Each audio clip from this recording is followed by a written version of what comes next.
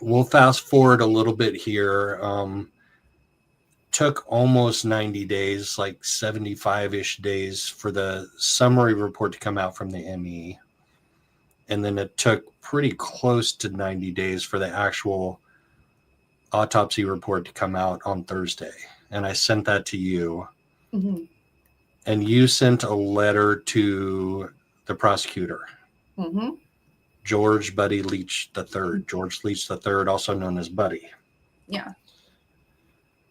So it's redacted, so I'm not doxing you. This doesn't show your email or your address. Appreciate that. Well, yeah, Rochelle, because she's good at writing the legal words and stuff. I help write stuff, but she puts it in like where I'm not like, oh hell no, because that's what I want to be like, So she's like, let's rephrase that. Let's like, okay, you're right. Probably shouldn't say that. Okay, so this is Friday, 2 days ago, September 12th. To George Buddy Leach III, District Attorney for Texas County. He's also the District Attorney for Weaver County, is it? And another county. Beaver County. Beaver, okay, yeah. They lump three counties together, yes. It's small town buddy system type stuff. And he was appointed by, I was going to pull up the article, but it's just like too much trouble for this guy. Everybody in chat can go Google George Buddy Leach III. Okay. Reference request for criminal charges in the death of London Valdez. Dear District Attorney Leach, I'm writing as the deeply concerned mother to request immediate prosecutorial action regarding the tragic death of London Valdez, who was found deceased 3 miles outside of Forgan, Oklahoma on June 12, 2025. Based on the available evidence and applicable Oklahoma law, there is more than sufficient cause for the arrest and charging of Braden Brown and Jose Menjares. Evidence overview. Continuous association, OSBI cell tower analysis. So did Agent Beck share some of that with you guys? Yeah, he did. He had told us that they had used the cell tower analysis and were able to confirm that London was with Jose and Braden during those 2 days. Continuous association, London Valdez was with Braden Brown for the 2 days preceding her death. Drug use and intoxication. Brown was seen by community witnesses who called the police and reported he was a suspicious male under the influence, and also reported it to be in the same area as London's body was later found. And he was later located in the same area, observed, picked up, and transported home to his father, Leo Brown's home, by law enforcement sheriff Jason Johnston, who reported to my family and OSBI Special Agent Beck that Brown was heavily under the influence, had high-centered his truck on the muddy road, and had no license to drive that same night of June the 7th. The toxicology report later confirmed London had 14 micrograms per gram of methamphetamine in her liver, which is 3 to 10 times higher than most recorded meth overdoses. Acute methamphetamine toxicity compounded by hyperthermia as the cause of London Valdez's death, according to the ME report. I want to note that means she took a large amount in a short time. Further research shows that in order for her liver levels to be that high 5 to 6 days after death, the only viable way to get it into her system was through ingestion. Science says that the human body would shut down before it got to that amount if she were to have tried to smoke that amount that would have put her tox screen that high. Plus, the ME report showed no signs in her esophagus or lungs consistent with large amounts of meth inhalation and no signs of needle use or track marks. London was not a methamphetamine user, and at 16 years old, she would not have chosen to swallow meth for entertainment. With the reports given to us of Braden Brown calling his family and friends and claiming he was being chased by agents in a high-speed chase, and him admitting that he swallowed a bunch of meth before getting out of the vehicle and running because he was paranoid, it is easy to come to the conclusion that Braden coerced London into also swallowing the lethal amount that killed her. Keep in mind, this is mother's letter. This is Brittany's letter to the prosecutor. Yeah. This is supposed to be like my request for proposal for charges, like to try to explain. Yeah. None of this is like anyone else's words, but ours or opinions. At least one witness has reported overhearing Braden Brown and Jose Manjares discussing using drugs to incapacitate women in order to commit sexual acts, specifically referencing the victim, which we have audio recording of the witness telling us this and have given it to Special Agent Beck several months ago. Harboring and transport. Manjares picked up London Valdez from her home. This is a fact. In Hooker, Oklahoma, and over the course of 2 days, never returned her. Manjares' vehicle was used by Brown to transport Valdez to the location where she was abandoned and later found deceased. More applicable Oklahoma law, distribution of controlled substances to a minor. Braden Brown's admitted meth use with London Valdez toxicology results and her resulting death supports this charge. Child endangerment. Both Brown and Manjares placed Valdez in life-threatening conditions by supplying drugs, harboring her, and abandoning her, contributing to the delinquency of a minor. Both men facilitated her unlawful drug use and absence from home. Unlawful harboring of a runaway. Here's the runaway thing. Manjares unlawfully kept Valdez from her home and failed to notify her guardians or authorities. Now we're getting into some serious stuff here. So buckle up. Mm-hmm. First-degree manslaughter. The death of London Valdez occurred during the commission of unlawful acts. Drug distribution, child endangerment, harboring a runaway. Felony murder. Brown's distribution of meth or using meth with a minor, which directly caused her death. We just saw that in the ME report. That is the stated probable cause of death. Satisfies the elements of felony murder. Can I interject something right there? Yes, absolutely. In the state of Oklahoma, felony murder is classified as first-degree murder, and it is if somebody dies in the commission of a felony. It does not mean that I took a gun and shot that person, but if somebody dies in the commission of a felony I'm committing, I can be charged with felony murder, which holds the same consequences and the same level as first-degree murder in the state of Oklahoma.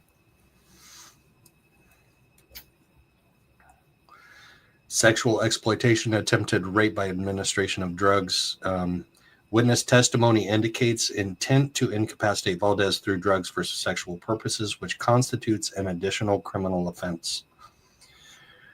Request for action. Brittany and Rochelle believe strongly that the evidence establishes a clear chain of criminal conduct by Braden Brown and Jose Manjares that led directly to the death of London Valdez. These acts were not only unlawful, but they also show a depraved disregard for human life. I respectfully urge your office to file charges promptly against both Brown and Manjares under the above statutes. Take necessary steps to ensure that witnesses are interviewed and protected. Communicate to the community that this case is being pursued vigorously and without delay. The community and London's family deserve justice. The law is clear, the evidence is strong, and the time for accountability is long overdue. Thank you for your attention to this urgent matter. Respectfully, Brittany Valdez, the mother of London Valdez.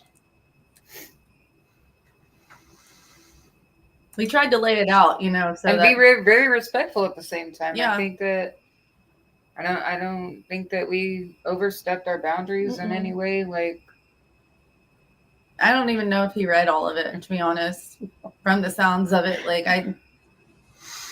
Some of the questions that he asks in his response were answered in that email. Mm-hmm. Shall we get into that then? Shall we look at his response? Shall we outrage chat?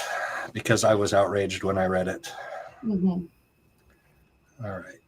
I was just so shocked when I read it. Yeah, definitely was. The anger didn't even set in immediately for us. We were just like, are we really reading this? Like, is this true? Is this serious? It did with me. I went different ways just to see if it changed, and it did. I was outraged immediately. Like, and I've shared it on a couple of other channels, Web Sleuths and Nights with Ping, and everybody there has been outraged too. Like, this is a district attorney that The one is that's in charge, yeah. Yeah, the one that's in charge of prosecuting criminals and getting The criminal justice in for this case. victims. London is the victim in this. She is the one that is deceased and that was Yeah. fed meth and left out alongside a road to die. Yeah. She's the victim, but this is Yeah. what he has to say. Oh, no, I got to go backwards. Add to stage. There we go. Okay.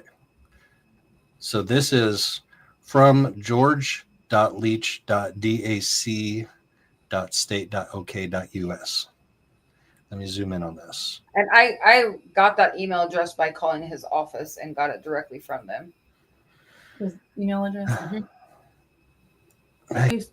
We have backup. And For our backup. I was about to say, and our backup has backup.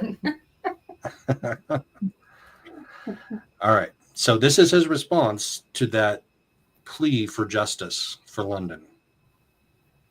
The OSBI is currently investigating this case. I knew he was going to read it that way. I knew you were going to point that out. When their investigation concludes, I will receive a prosecutorial that reflects the evidence that has been discovered. I will staff the case with them and receive their recommendations. I will staff the case? This, who wrote this? Was it, I wonder if Buddy himself wrote this. I have questions. He uses I a lot, so. In the meantime, my office will continue to assist the OSBI with appropriate court documents, which will allow them to retrieve additional evidence. That's good. That's a good thing. 2 of my assistants and I went to Beaver County and met the OSBI and an investigator from the medical examiner's office when London was found. I've also received a report from the medical examiner's office. Other than that, I have not received any further information regarding this case. So tell me about when he and his 2 assistants went out to Beaver County. That would have been on the 12th. We didn't even know that until he said that in the email. And then we asked Agent Beck about it. So I wonder if there was any investigation done on the 12th. Like, were there photographs taken? Was there, I mean, I'm sure there were photographs taken. Were there cast marks made of footprints and tire tracks? Mark. See, we asked the same thing. Because the cast marks could have told them exactly who was wearing the shoes that they claimed were London's, because the cast marks would have been able to tell the weight of the person wearing the shoes.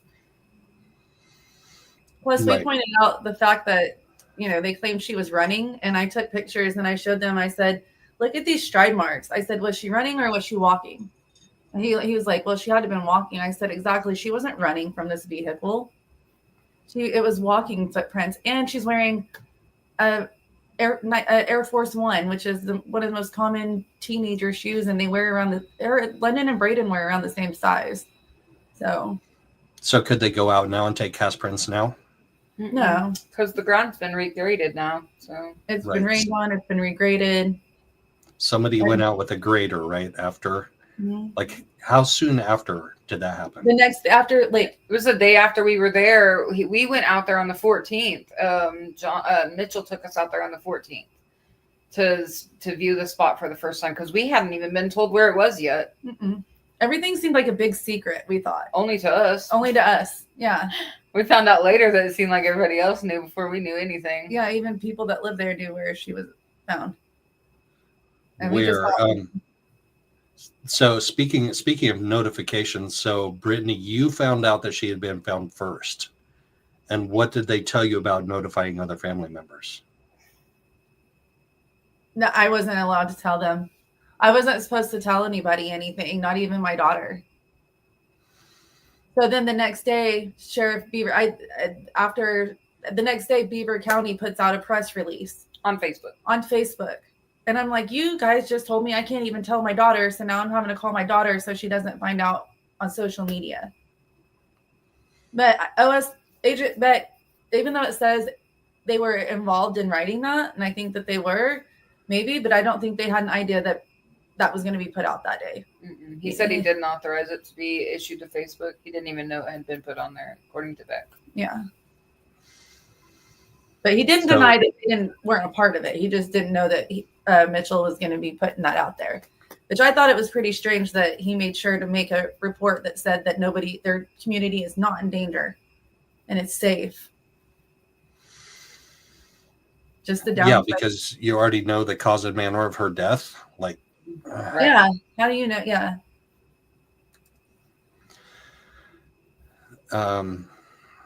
Okay, so continuing with this letter from the prosecutor. In the meantime, my office will continue to assist OSBI. 2 of my assistants went to Beaver County. If you have additional information regarding this case, please contact the OSBI and provide them with that information. How much information have you guys provided to the OSBI? A lot. A lot. A lot. A lot. And That's why we kind of looked at that like, okay. I mean, you can at some point pull up the 14-page document that I just emailed Agent Beck Friday. So, like, yeah, I've got it ready to go and next. that's probably the smallest amount of stuff. Like, I That's the mean, summary. gosh, we gave him a whole flash drive full of Yeah. stuff. Like, Oh, and people are going and checking out the petition and they're signing the petition. Thank you, everybody. Yes, thank you. We need the community support. when we refer to researching petitions that have to do with governmental change, and it's saying that like a minimum of 10,000 signatures just to get acknowledged, just to get rhythm going. Like anything under that isn't going to really make governmental difference. I thought we were doing good at 1,000. I know. When we read that, I was like, ooh, like my heart. I was like, dang, we're only 9,000 off. Okay, now we get into the fun questions from Buddy Leach.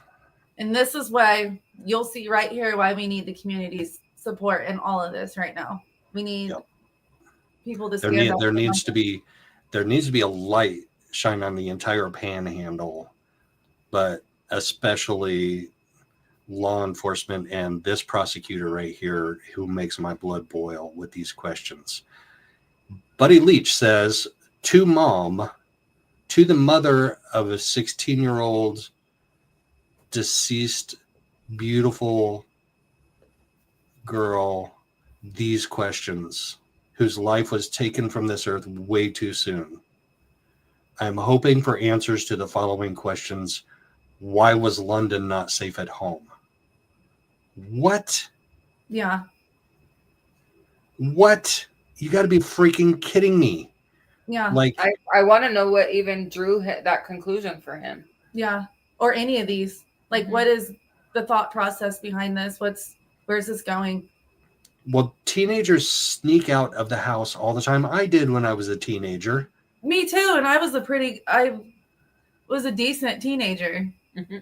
I'm decent. I was like an altar boy, like not literally, but I snuck out of the house. I had a stick shift car, and me and my friend pushed it half a block down the road so my parents couldn't hear it starting up. Premeditated right there. Yep, it was. I It think totally was. Yeah, I think most of us have not made the best decisions at 16. Yeah.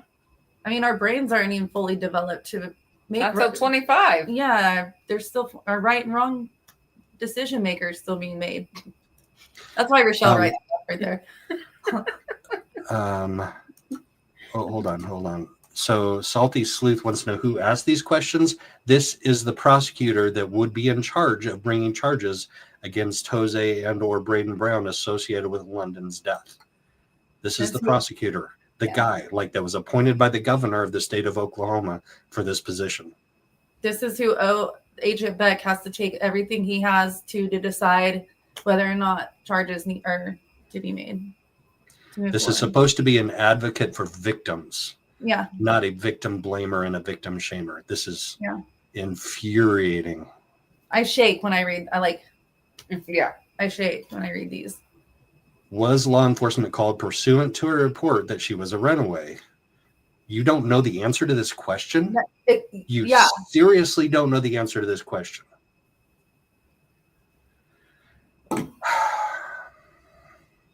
which I'm Agent Beck let us know that he reports to Parker Olmsted, who is the Right. assistant. the assistant of Buddy Leach. That's my dog. You Sorry. can hear a dog barking. he's objecting also to Buddy Leach's email. Exactly. She's really upset. She is pissed. What action did law enforcement take to find her? Why don't you know this? How long had she been doing methamphetamine, and what efforts had been taken to get her in treatment? This is mind-blowing. Yeah. Who supplied her with the methamphetamine that killed her? We have some ideas on that. Yeah. I mean, my email before kind of insinuated a possible scenario that came from. Who left her alone and under what circumstances? We kind of know the answer to that. See, we were confused if he meant like as far as who left her like alone to go. I think he's referring to June 7th. I think. Yeah. That's how we replied. replied to it, was that one. So Yeah. I just, with his other questions, I wasn't sure who he was addressing. So Why was her disappearance not reported earlier? Holy mackerel. not one This guy. question about her death. Not one about the guys. Nothing. I mean, I guess you could ask like some of the other ones, but nothing directed towards what should really be the focus here. I feel like the worst part is the last snippet that he says at the end. Yeah, you got to pull up that part.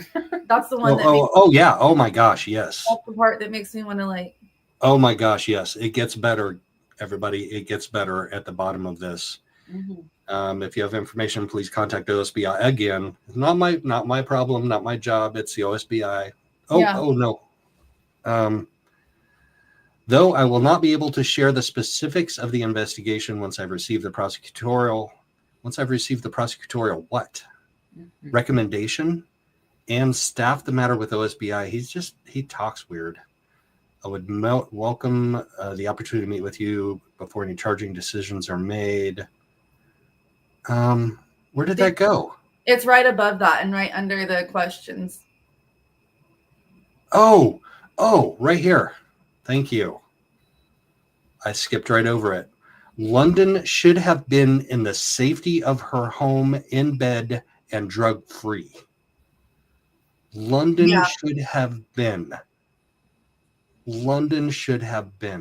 in the safety of her home, in bed, and drug-free. Let me remind you, she left the house around 11 a.m. Yeah. 11 a.m. And what I get from that is I hear, you should have been a better parent. Sorry, you got what you got. Hold on. Everybody else didn't get to see that because I didn't share it on stage. There we go.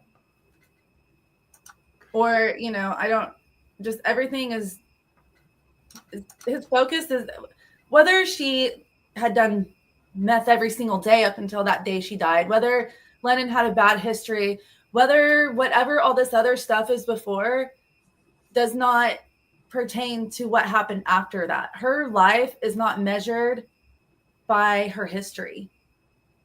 That should have nothing to do with how serious you should take her life right now. That's what the case. Like, he already has a preformed opinion. Yep. Just like Hooker PD did. Yep.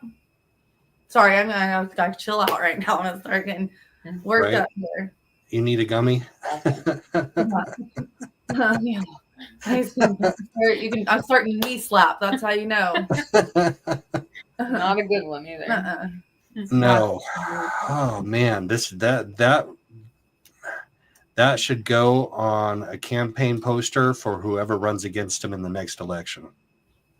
Yeah. Oh, I plan on being political for the first time in my life. All of a sudden, I am into politics.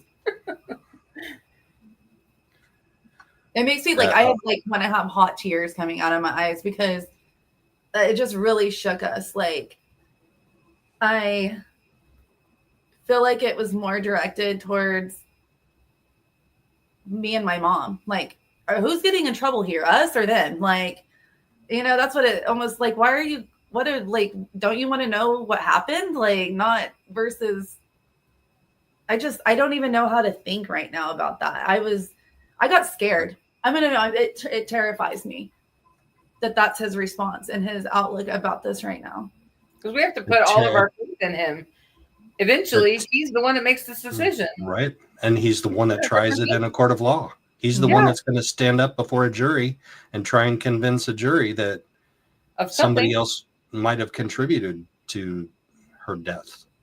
But no, I feel like he has to believe that first. Yep, exactly.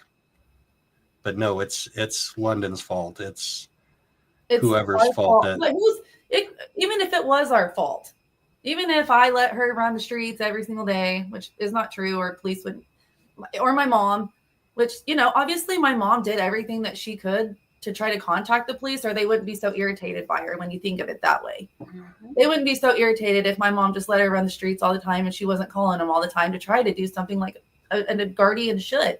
My mom tried, you know, and so I don't know. It's just a lot. My mind's starting to. Yeah. Do you want me to show your responses to that to him? Yeah, that'd be fine. All right. I think we responded pretty good. I think there's some emotion in some of the responses, but I still think that they were. It was nicer than she put it nicer than what I was going to say. So, and that was hard to her too, because she was pretty. We were ticked. In fact, you see how I addressed him in the response, not as professionally as I addressed him in the first. It was hard for both of us. We had to ask ourselves, like, is this okay? Like.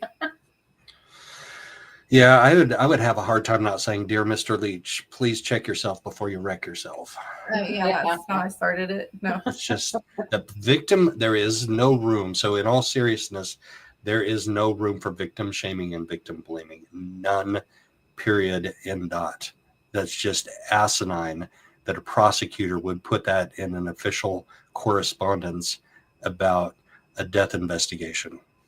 And I think that's the number one thing I keep hearing about that is that's victim blaming and shaming. That's saying because of this, I don't even know how to put it into words. Like almost like because she wasn't where we think she should have been, she's dead. Yeah. And you should have been a better parent. Yeah. Or I don't know. I just was really shook. I did not expect that response at all. That's at least not to that extent. I at least expected a few questions about the actual. I'm pretty sure anybody else would have started it off with, I send my condolences to the loss, like something to that, like some kind of empathy, you know what I mean? Like just from one human to another, like. Yeah. And that should be the primary component of a prosecutor. Like he should want to be an advocate for the victims and their families. And I think I told you this the other day. Trina Kay in the Lori Daybell trials came over and talked with the families all the time on a regular basis. Some of them who had to get up on the stand and testify. And she was always over there giving support, talking with them, just interacting with them like a human being with compassion. And I see none in this. I feel no compassion there. I like feel like his mind's made up, and that's what scares me. Well, that would have been my first sentence, and it actually was when you agreed to come on for an interview. I'm so sorry for your loss. Yeah. Like that should have been first before anything else out of his mouth. I don't care if he wanted to be like logical and prosecutorial about it and be like, I'm not sure how good of a case we have right now, like reading in between the lines type of thing. But reading this, like something. Yes, the very first thing out of his mouth should have been, I'm so sorry for your loss. Even if his email only said, this is an ongoing investigation and I'm waiting on more information. And that was it. Like the fact that he decided to follow his emotional self and respond emotionally with those questions is absurd as a law professional.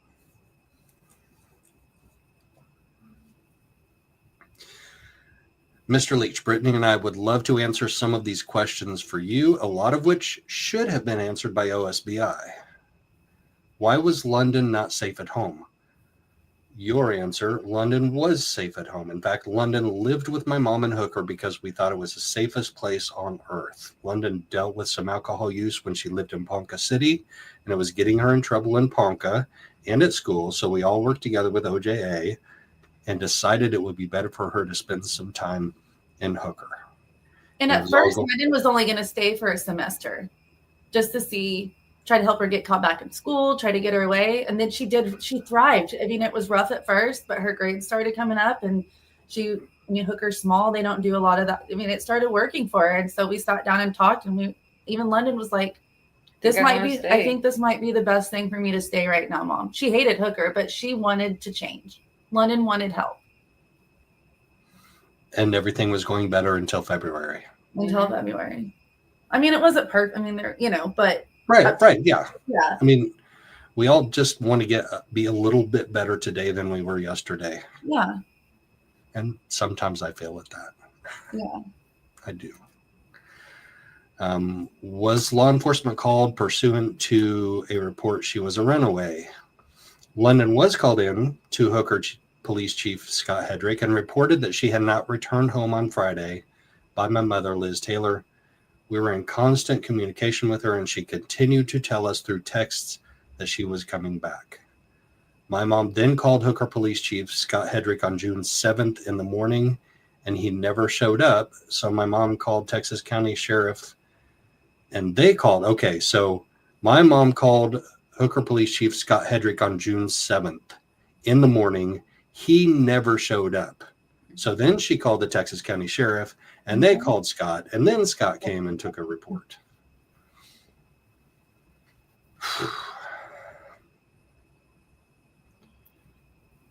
What action did law enforcement take to find her? Until your office called OSBI in on the case, it seemed that law enforcement was not doing anything.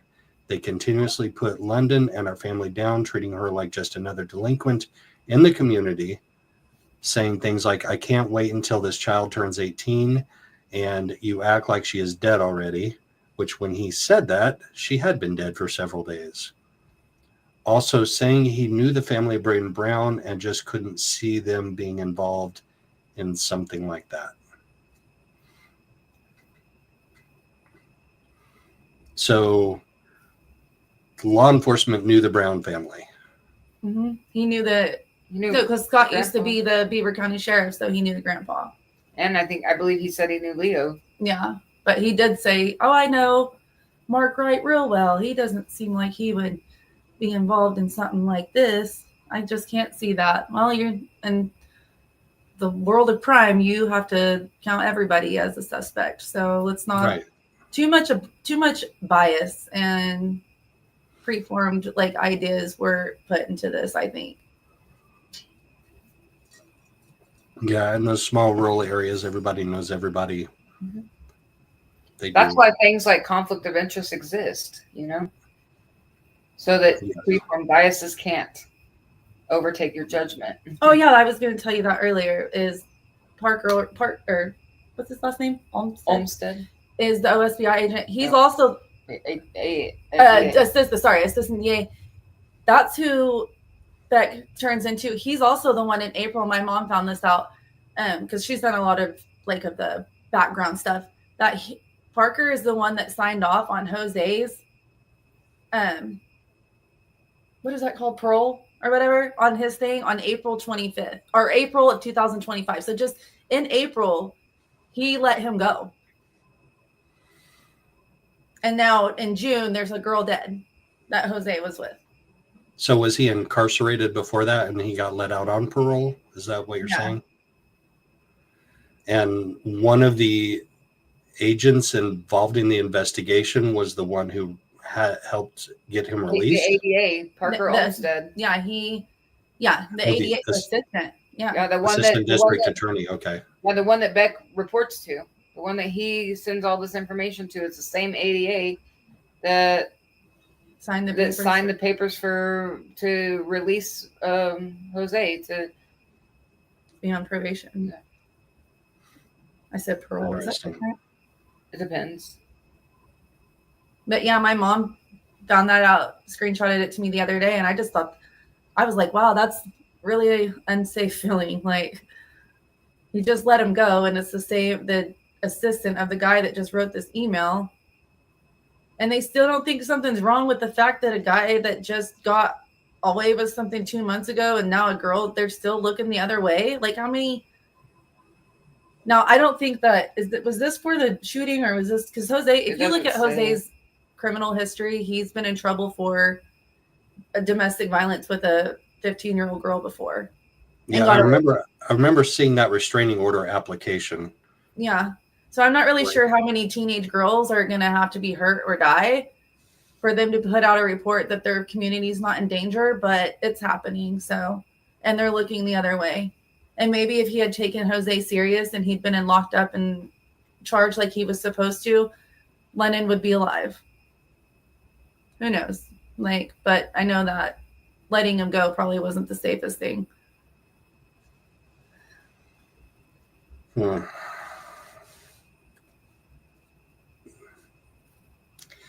So, your response to how long had she been doing meth, and what efforts had been taken to get her in treatment?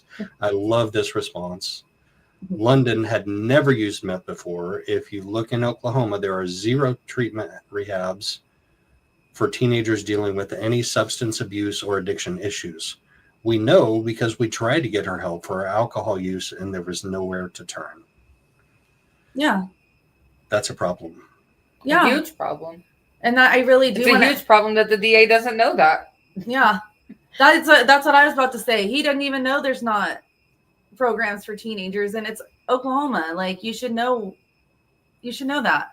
And that's also something I really want to advocate for London, is that, times are changing.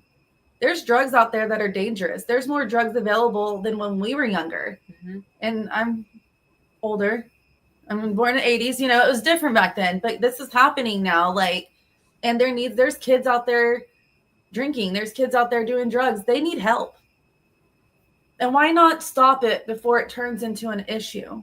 I mean, why not nip it in the butt while they're young, before they turn into dependent adults? Like, but unfortunately, they're cutting mental health funds, so I'm kind of advocating for it at a terrible time, but it's not going to stop me. That is a beautiful thing too. If you can turn tragedy in your personal life into an advocacy of something that of a higher goal, so somebody, one person, if one person can be saved by that, then that's a beautiful thing. I think I had emailed you the letter that I had written to legislators about the advocating for London's law. Yeah, so we call it London's law.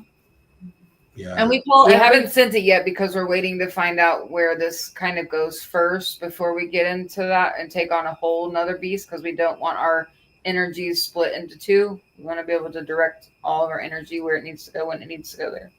I've been calling this campaign kind of justice beyond the drug, because I think a lot of people turn away when it's not fentanyl, but all drugs are dangerous, and her life was still lost by a drug. And so I don't know, like on Facebook, you'll notice I refer to it called justice beyond the drug.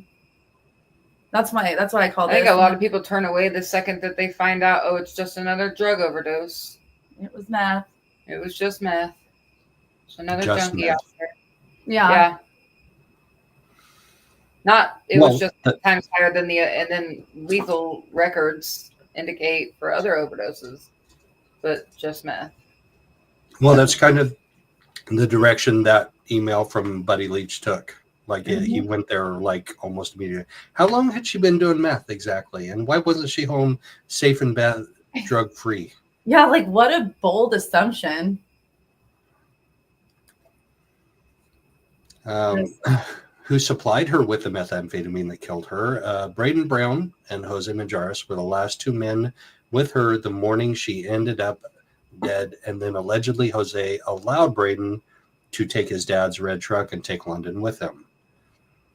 We have audio recordings of a Jose telling us that when Braden high-centered the truck, wrecked on that dirt road where London was later found, that he was on a sick one, meaning he was high on a drug trip. Jose also said Braden was hallucinating, saying the police were chasing him on a high-speed chase. Braden himself and his mom even admitted to us through text that he had been drinking with London and that he ate a bunch of the meth himself. So maybe he ate some and she ate some before. Go ahead. I mean, I feel like most common sense people could put that together. Like he didn't decide to eat it for entertainment. He ate it because he thought he was being chased by the police and he wanted to get rid of evidence. And he says that, and I mean it goes into that in the next sentence. Yeah. Yeah. He was on a paranoid sick one. Mm-hmm. Before jumping out of the car and running from the scene where he allegedly high-centered the truck because he didn't want to get into trouble for being dumb. I also want to point out, because you used a really good word just a second ago, paranoid. So Braden is a self-proclaimed paranoid schizophrenic as well. And that came from OSBI. Braden told him that. And OSBI is trying to find out if that was a legal diagnosis or if that's just Braden saying that. But yeah, Braden he told OSBI that he's a paranoid schizophrenic. Well, swallowing meth isn't going to help that diagnosis. No. Regardless, yeah, you probably shouldn't be doing that if you already have mental health issues like that. Yeah. Who left her alone and under what circumstances? I'm not sure if you're meaning the location where she was later found or about another time, but if you're meaning at the scene of where she was found, then that would be Braden Brown. He was the only one with her, and let me remind you, he was an adult. He is an adult, and he was driving Jose's dad's vehicle that Jose told him to drive, gave him permission to drive. So why was her disappearance not reported earlier? As I stated above, London's disappearance was reported first on Friday the 6th and then again on Saturday the 7th, according to her grandmother, Liz Taylor. We never once thought London would just never come home.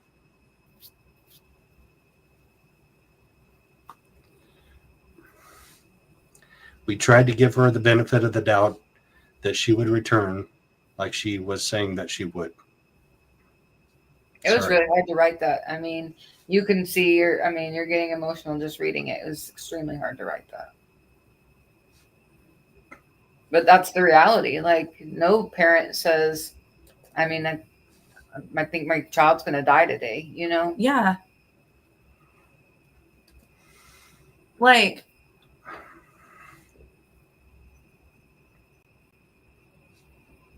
yeah, I don't really know how to feel about that. Like, there's kids that I see on there that run away and have been gone for 4 weeks and still come home. You know, nobody. Yeah. I just feel really like devalued and dehumanized in this whole thing. Like, not me, my daughter's life.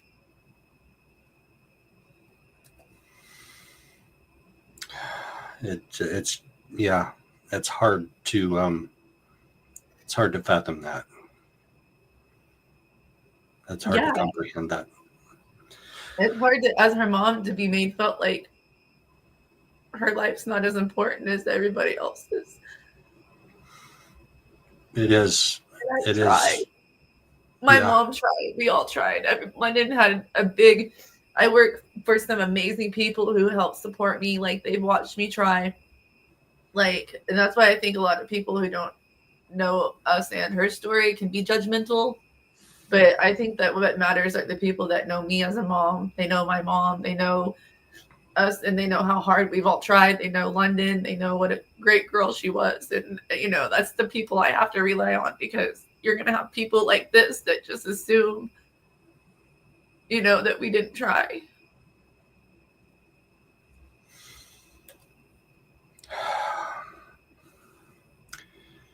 Your comment saying that London should have been in the safety of her home and drug-free is absolutely true.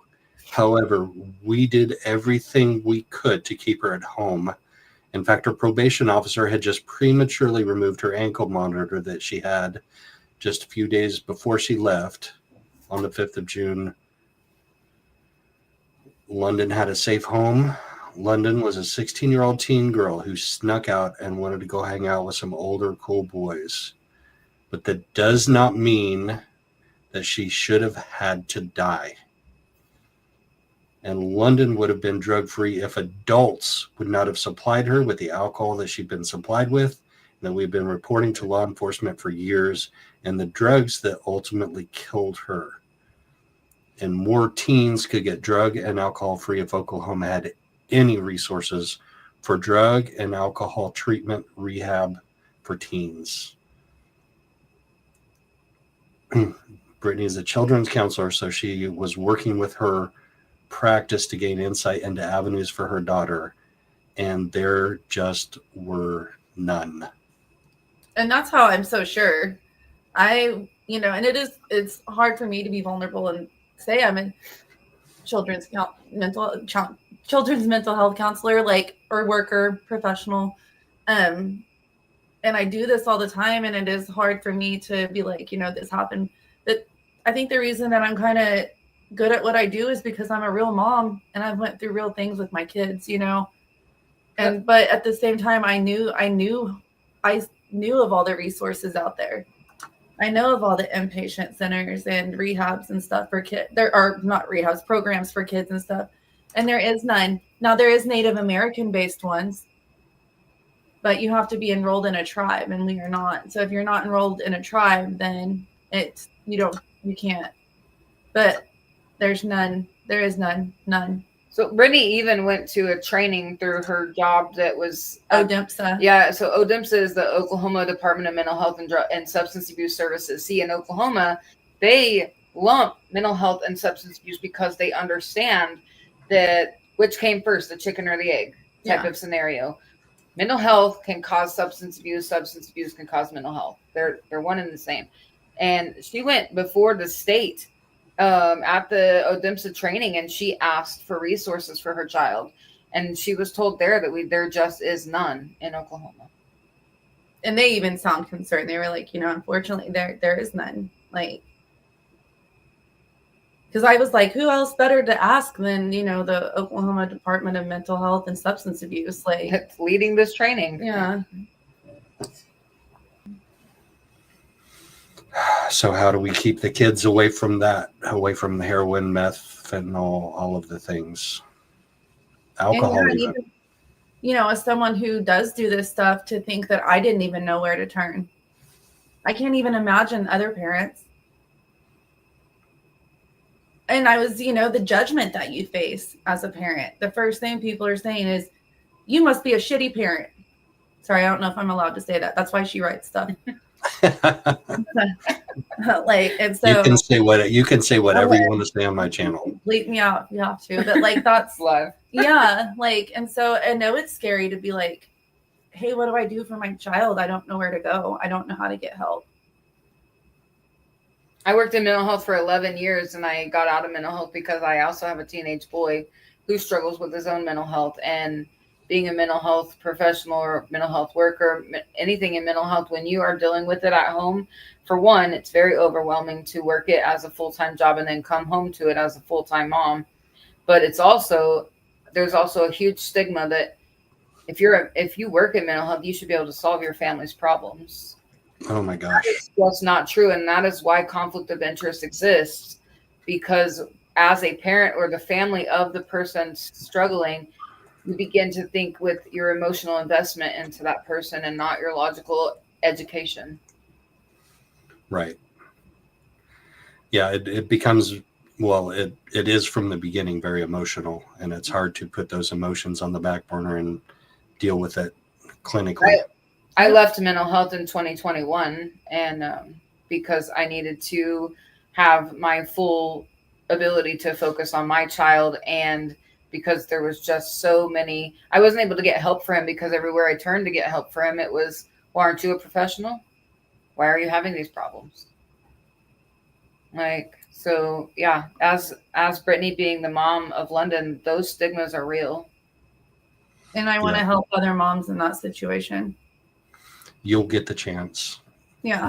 Once we get justice for London, you will have the chance to do that. Even if I don't get justice for London, I want to help other moms. We're going to get justice for London. Yes.